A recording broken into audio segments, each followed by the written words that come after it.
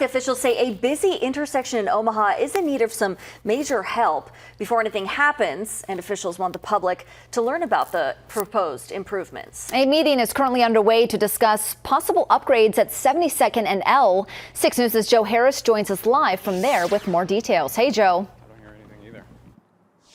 We have, that kind of a system. Octane Orange, which is just down the street from 72nd and L, says the intersection could use some work. So people coming over the bridge, they're getting off on the access road and people aren't paying attention both ways, actually, and there's a wreck there almost daily.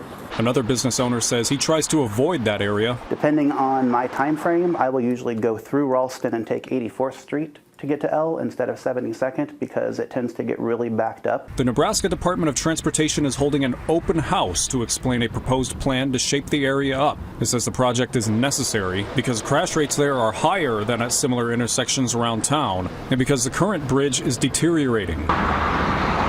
Taking place on L Street between the ramp connections in both directions. It would include replacing the bridge, putting down new pavement, and a raised median.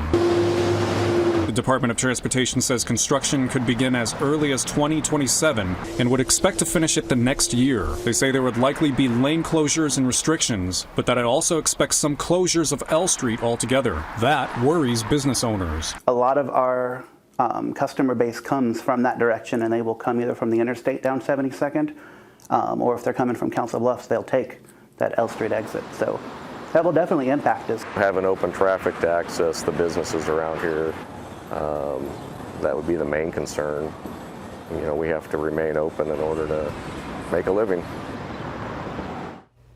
And that meeting is happening right now at Buena Vista High School. It goes until 7 o'clock. And if you miss out on tonight's open house, you can still give your input online. We have that information linked on our website, WOWT.com.